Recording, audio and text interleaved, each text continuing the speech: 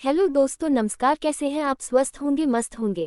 फिर मैं आया हूं अपनी एक नई स्टोरी के साथ। उम्मीद है कि आप सबको पसंद आएगी। अगर आपको पसंद आए तो मेरे चैनल को लाइक करें, सब्सक्राइब करें और शेयर करें। तो शुरू करते हैं। एक बार की बात है, हरे भरे जंगलों से घिरे एक छोटे से गांव में रमेश नाम का एक विनम्र लकड़हारा रहता था।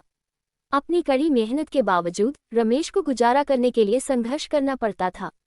एक दिन जब वह घने जंगल में चला गया तो उसे एक अलौकिक रोशनी से झिलमिलाता हुआ एक जादुई तालाब मिला। उसे ये देखकर आश्चर्य हुआ कि तालाब के किनारे एक सुनहरी कुल्हाड़ी पड़ी थी। रमेश को अपनी किस्मत पर यकीन नहीं हो रहा था।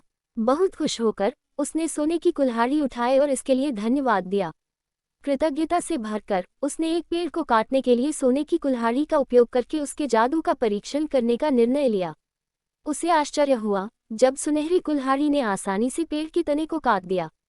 रमेश इससे अधिक कुशल उपकरण की अपेक्षा नहीं कर सकता था। जैसे जैसे दिन बीतते गए, रमेश की सोने की कुल्हाड़ी की खबर पूरे गांव में फैल गई। अन्य लकड़हारे ईर्ष्या से व्याकुल होकर रमेश के पास इतनी मूल्यवान संपत्ति होने के बारे में सोच भी नहीं सकते थे।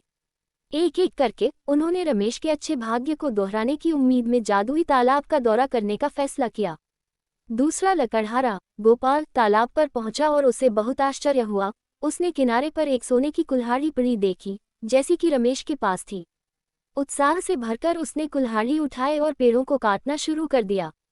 उसे निराशा हुई। कुल्हाड़ी उतनी जादुई नहीं थी जितना उसने सोचा था। वास्तव में यह एक नियमित कुल्हाड़ी थी। गोपाल की ईर्ष्या ने उसके निर्णय को धूमिल कर दिया था और जो उसके पास था उसकी सराहना करने का अवसर उसने खो दिया था। इस बीच रमेश अपनी सुनहरी कुल्हाड़ी के साथ समृद्ध होता रहा। गांव में रमेश एक समृद्ध और सम्मानित व्यक्ति बन गया था। अपने साथी लकड़हारों की ईर्ष्या का उस पर कोई प्रभाव नहीं पड़ा, क्योंकि उसने कड़ी मेहनत और कृतज्ञता के वास्तविक जादू को महत्व दिया था और उसकी सराहना की थी। कहानी की सीख: सच्ची समृद्धि दूसरों के पास जो कुछ है उसका लालच करने के बजाय जो हमारे पास पहले से है उसकी सराहना करने और उसका उपयोग करने से आती है। संतोष और कृतज्ञता सफलता और खुशी की असली कुंजी है।